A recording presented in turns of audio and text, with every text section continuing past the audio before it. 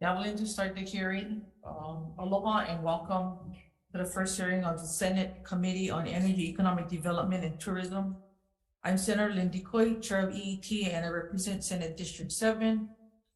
With us today, we have Chair Senator Glenn Wakai, Senate District 15, Committee Member Senator Donna Mercado Kim of Senate District 14. Today, Tuesday, January 31st, 1 o'clock, we are going to start with the first agenda item, Senate Bill 703, relating to the Hawai'i Technology Development Corporation. Appropriates funds to the Hawai'i Technology Development Corporation for the Small Business Innovation Research Program. First up for Senate Bill 703, Len Higashi, testifying for HTDC.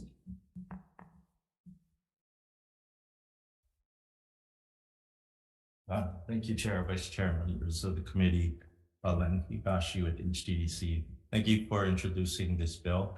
It appropriates funds for one of HTDC's core program. These are businesses here in Hawaii that secure federal funds to do research and provide good engineering jobs. We'll stand on our written testimony, but really appreciate your support. Thank you. Thank you.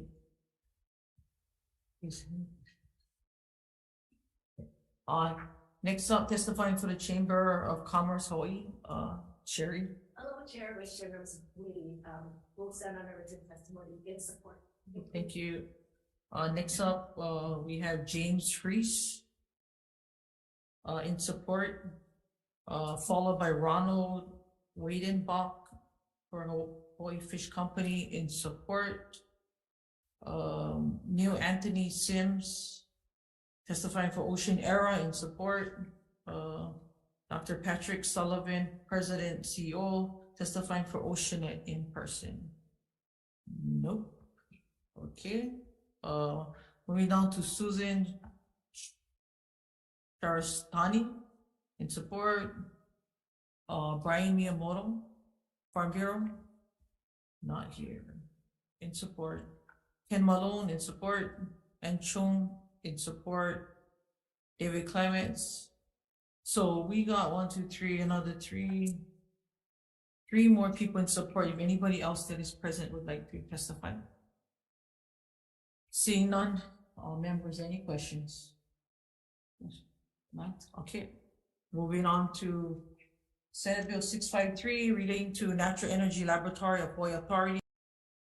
Its funds to improve and maintain the NEHA in its mission to develop and diversify the Hawaii economy by providing resources and facilities for energy and ocean-related research, education, and commercial activities in an environmentally sound and culturally sensitive manner.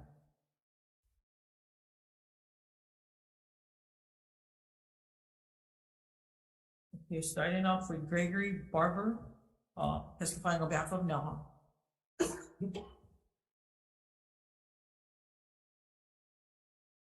Good afternoon, Chair, Vice Chair, and members of the committee.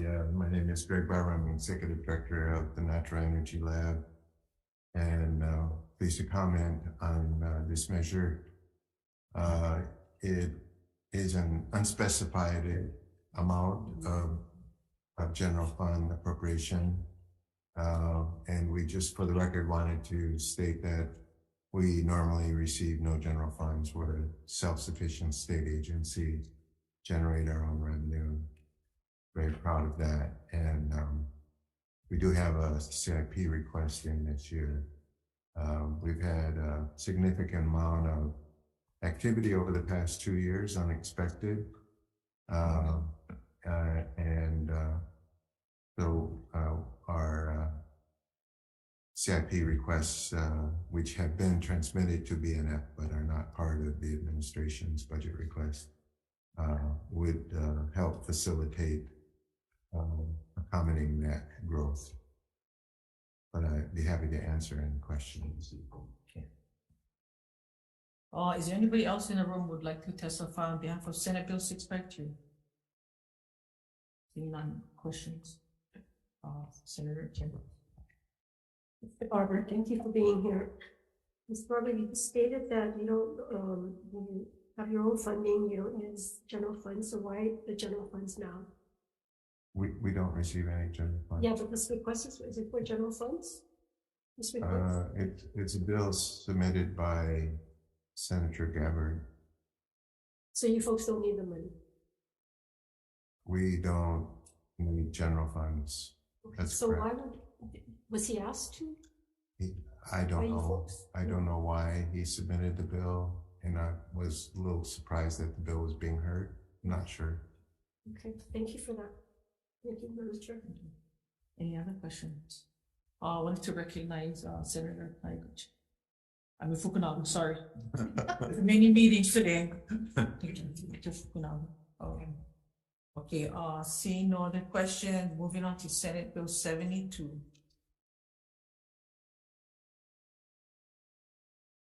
Relating to renewable energy, requires the Public Utilities Commission to render decisions on certain renewable projects, power purchases, agreements, and cost recovery application within 180 days of the filing of the application. Exempt certain power purchase agreements, amendments from the Public Utilities Commission's review and approval process for rate-making proceedings, requires the Public Utilities Commission to complete its deliberations and issue its decisions before 6 months from the date a public utility has filed its application for approval.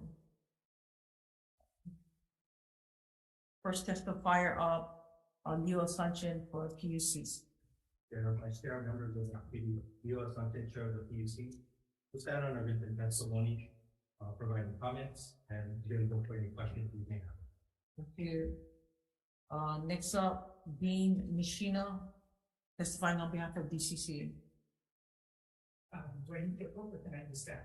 You can stand on your written testimony, you can, or if you wanna say something, you can. I'll stand on my written testimony, Okay. offering comments, but available for questions if anything. Thank you. Next up, Charlie Ice, in opposition, Ted Bolin.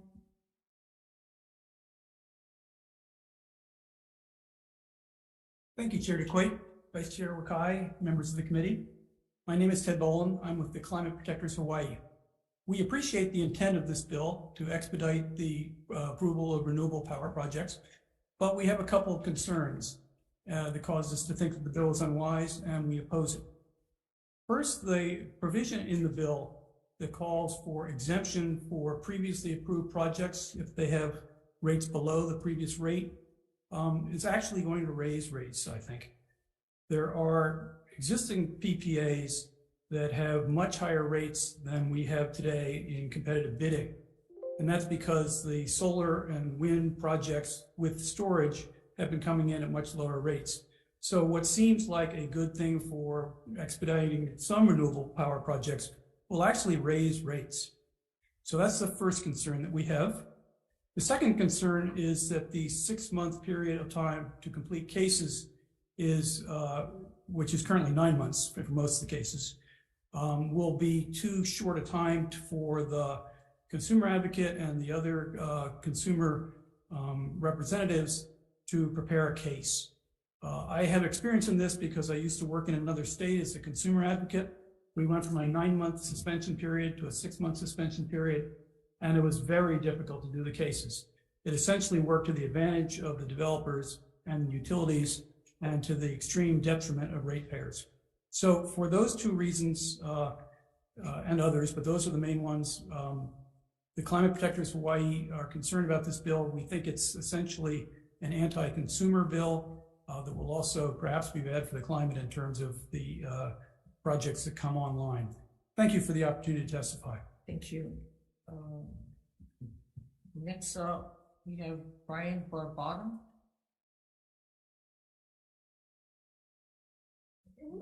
Senator Coit and Senator Wakai, members of the committee. My name is Brian Barbada. I'm retired after 35 years in various forms of the energy businesses, including fossil fuels and photovoltaics. And I was one of the founding directors of the Kauai Island Utility Co-op, which is now doing exemplary work on renewables, as you all know. I want to apologize up front for getting a little off topic on Senate Bill 72. And it's only because the issue that I want to raise hasn't been in any other bill that I know of for the last 2 years, and so far nowhere else this year. But I think you can fit it in if you want to add an amendment, which I haven't written yet. My subject, as you may have seen in the Star Advertiser on Sunday and in previous articles before that, is renewable dependability. Now, when people hear that, they think, so what's not dependable about solar and wind and our various renewable resources? The problem is days like we've had in the last couple of days and the potential for something even more severe that makes solar unproductive. There has to be some sort of a backup, some sort of a gap filler. And my concern, as you might have seen in the article I did on batteries and the one I did on Sunday, is that a lot of people assume that batteries are the answer. Clearly, batteries are not the answer, and I think Hawaiian Electric recognizes that now. Hawaiian Electric has an RFP coming out, if it's not out already, which includes the first time that I've seen the mention of firm renewable generators, what they like to call a spinning wheel or a spinning machine. You can imagine what that is, a regular generator fired by some sort of fuel. But my suggestion to this committee and what I'm hoping we can fit in to this bill or another bill is a requirement by the legislature to whatever office is appropriate. I would think the State Energy Office, maybe UH, maybe EET, to develop the kinds of plans that Hawaiian Electric, frankly, and the PUC needs to be able to forecast what kind of renewable firm backup we will need in 2045. So today it's not a problem because those fossil fuel generators are just spinning away out there, and every time solar goes like this, you never know it. 2045 with 100% variable renewable, you'll know it if you don't have something else to plug in. Just as an example of how bad this could get, and this hearing coincided with this just perfectly. I have 44 panels on my house. So I look back at the record in last summer, typical summer day, we produced 36 kilowatts a day. Day before yesterday, when we had all that overcasting rain, it produced 0.6 of a kilowatt. So you can kind of imagine millions of panels, which is what it will take to power at least this island. Millions of panels. The sun doesn't shine on any of them. You can build 1 million more panels and it still won't shine on any of them. So you have to have this in place. Now, there was a gentleman who wrote into the paper. Mr. Barbata, can you sum up your testimony? Oh, sorry. Anyway, the gentleman said, we can do this later. We've got 22 years to do this. And you know, in the planning for things in Hawaii, 22 years for a major transition like this is nothing. So I hope you'll consider adding some language. I would be happy to try to draft something. I didn't come prepared for that. But I think I know what could be added to Senate Bill 72, so I appreciate your contacting me if you'd like to pursue that. Thank you. Thank you. Thank you for your testimony. Okay. Mark Koppel in opposition, David Hunt in opposition, Corey Harden in opposition, Keith Neal in opposition, John Culmore in opposition. Anybody else like to testify on this measure? Seeing none, any questions from sorry, Leo?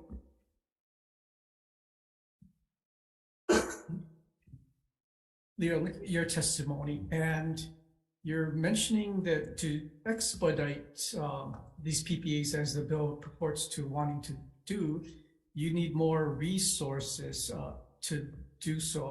Can you tell us a little bit more about like what kind of resources and why do you need more people? Well, right now, we have about a staff that works on it. We basically take staff away from their regular work. And when these PPAs come in, these certain types of PPAs for renewable, we put focus on them. And that's why, right, in our testimony, we say we actually get it done within the 180 days. That's the track record. But that leaves other things that are kind of put on the side that still needs to be worked on. So, you know, additional staff, I can't give you a full number if it's a team of 10 people or whatever to just work on PPAs in order to meet the deadlines. Right, if we have more teams, obviously we can do more, right, run more applications through. I can't give you a number, basically, but you know, any number of resources would help us, right, meet the deadline in the bill as written, right, the 180 days. with those kind of resources, I think we could live with the bill. Isn't part of the solution the way you manage the PPAs going out? Because I find it troublesome that when HECO puts these 3 RFPs out, right, it's big, humongous, like 600 megawatts, and then big chunks. And then, so of course, I understand you have to rally the troops and address them. But if you managed it better and kind of flatten this thing out, so maybe you get a 200 megawatt chunks, so your staff can actually smooth this thing out, rather it's kind of like elections, right? It's busy election year, and I don't know what the Office of Elections is doing this year, right? They're just kind of doing less.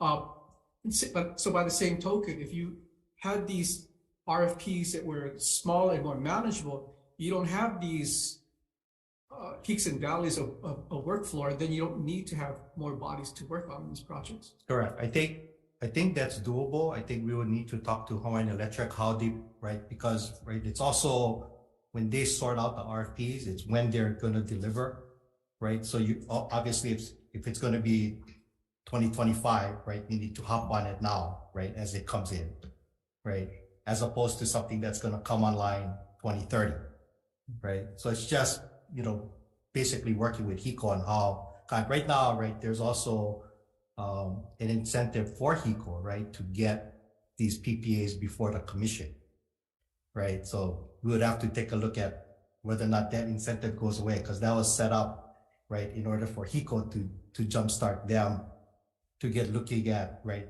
going through the different competitive bids that come in, right, versus sitting on them, what they used to do, right? So we would have to look at a series of things, but I think that's true. Okay, so you don't need resources then. Well, if we get to that point, yes. But right now, right, as I see it, it's still that way, right? They come in with a whole bunch of PPAs, regardless of when these things are going to be delivered, right, and guaranteed date. So, right, I have to go with that scenario versus another one that unless we work it out, right, in the meantime. Yeah, so how come you can't work it out? I mean, why do you let them drop these humongous RFPs every 2 years? Why can't you help them kind of manage this thing in smaller chunks? Well, I think we could do that in future RFPs. I mean, this one is already on the street, right? So we have to go with that. And then, but I think, right, there is a way, once they get those PPAs, if they can sort them, right? Okay, I think you need to help there. Senator Jay. Thank you. For this assumption, you're saying in the future, this is a future bill. I mean, this is not today's. So if you can work it out, then, you need the resources. I'm a little perplexed about that. Okay. Yeah, I mean, this is going forward, right? Starting in this year, June or July, when it goes into effect. These PPAs are coming to us. The RFP that's out today is coming to us in probably spring of 2024, right? Because they're going to go through a series of requirements. Right, and we could delay this, but so that's why we rely upon your testimony. And when you just say comments, do you support the use it? Or, I mean, if you don't meet the deadline, then it automatically is approved.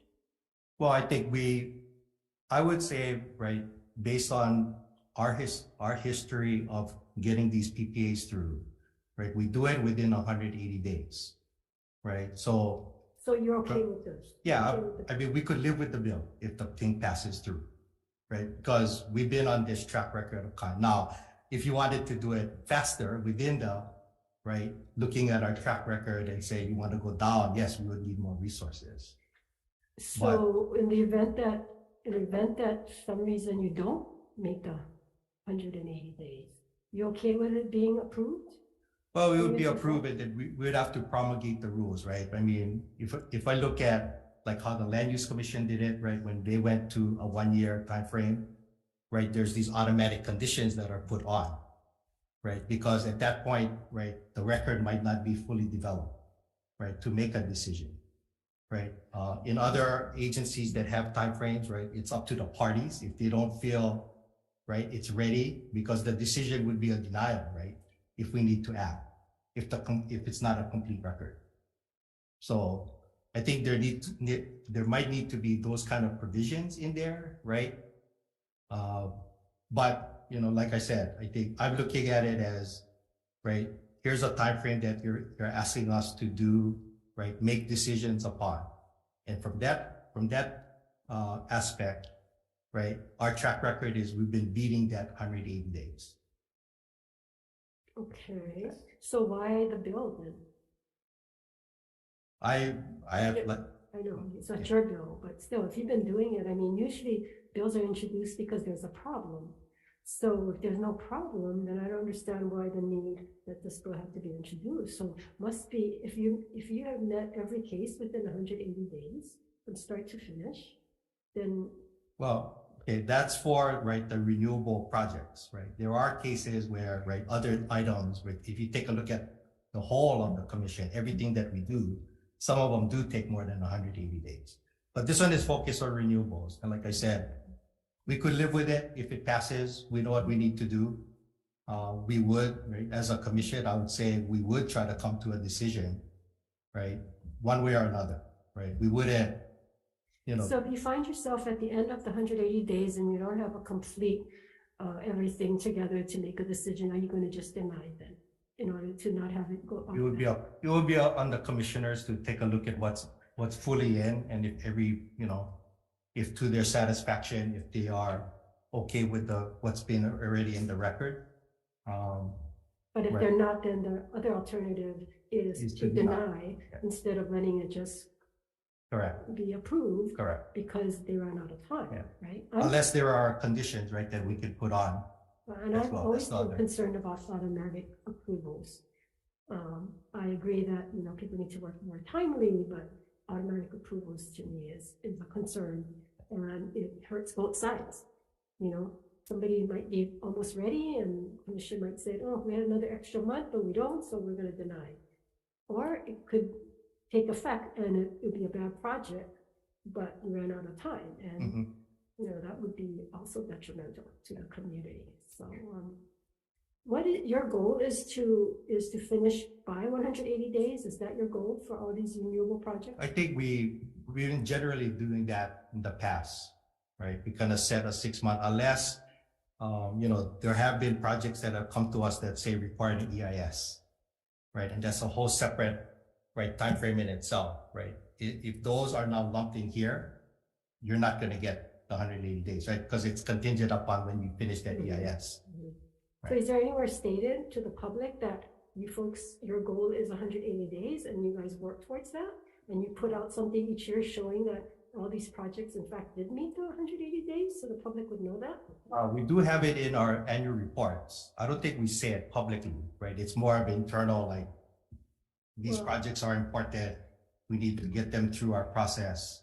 Don't you think maybe you need to have it as a goal for the commissioners and the department? We could. Okay, I'm just helping so that you don't get more bills like this. Thank you. Thank you.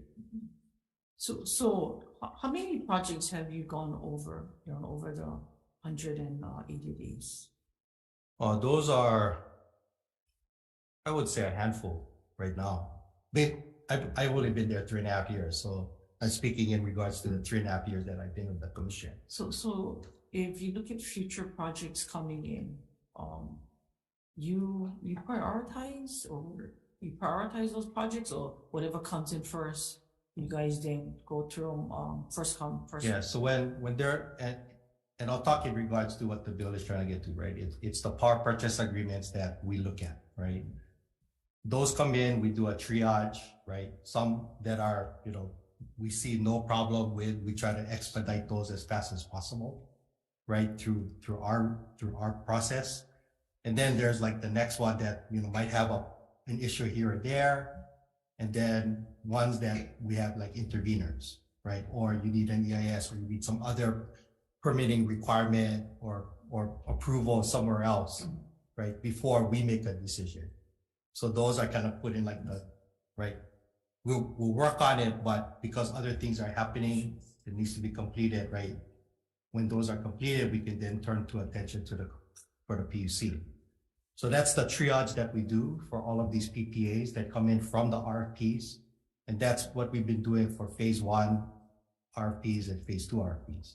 And my sense is we're gonna continue that in phase 3, right? Okay, thank you. Any other questions? Okay, recess for decision.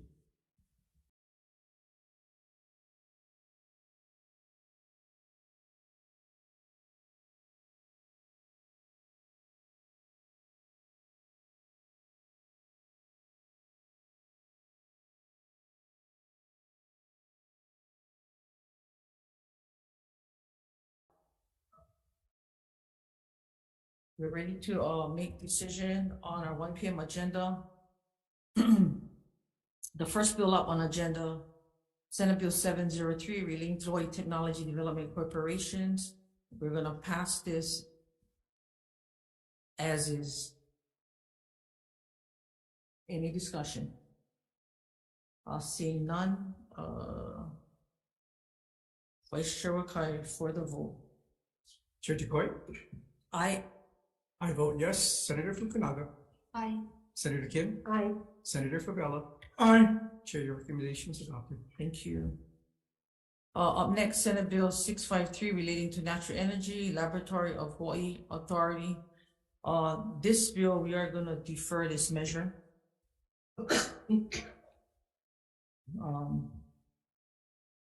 Next up, Senate Bill 72.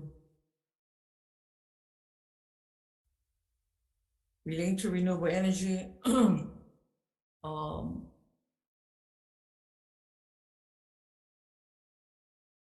What I wanna do is I wanna take the testimony from PUC.